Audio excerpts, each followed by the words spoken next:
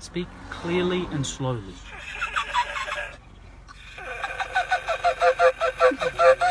When Drew first saw this dog at the shelter, he couldn't have imagined that soon the dog would start talking to him with a strange voice that sounded exactly like a seal.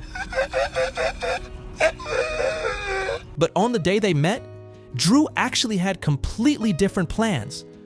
He went to the shelter intending to adopt the dog he'd already picked out. But it turned out another family had just taken that dog home. Drew was about to leave, but right then he noticed a dog named Dennis jumping around and making sounds halfway between a pig's grunt and a seal's bark. Curious, Drew decided to take Dennis out for a walk and immediately felt some kind of special connection between them. However, when Drew got back to the shelter, he received news that put all of his plans at risk. A shelter employee told Drew that Dennis had already been signed for adoption and was scheduled to be picked up by another family in a couple of weeks. Drew couldn't just walk away and leave Dennis in that cage, so he asked to foster him temporarily. The shelter worker warned Drew he would quickly become attached, and it would be very hard for him to say goodbye later, but Drew insisted and brought Dennis home.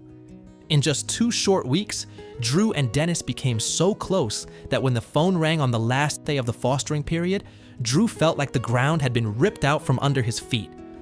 They told him that the very next day, he had to bring Dennis back to the shelter.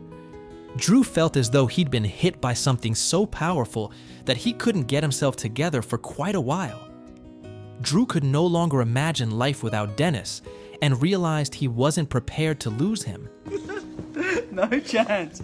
I fed you 3 dinners, mate. 3 dinners already. In desperation, Drew asked the shelter staff to speak with Dennis's new owners and explain just how much this dog meant to him.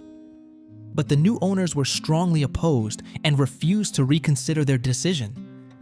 The situation seemed hopeless until they saw some photos and videos of Drew and Dennis spending time together. The new owners were so touched by the genuine bond that had formed between Drew and Dennis in just those 2 weeks that they decided to change their minds and let Drew keep the dog. When Drew found out, he felt overwhelming relief. He was now officially Dennis's owner and didn't have to fear losing him again. But shortly after Dennis permanently joined Drew's family, he began talking, making sounds that initially startled Drew and seemed completely unusual.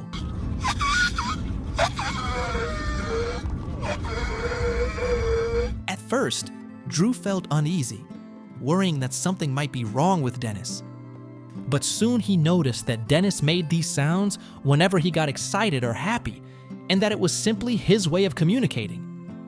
Gradually, Drew grew completely accustomed to his dog's unique way of talking, although people around him would still sometimes get startled by the odd noises. Drew calmly explained to them that Dennis wasn't angry or suffering. He just really loved to chat.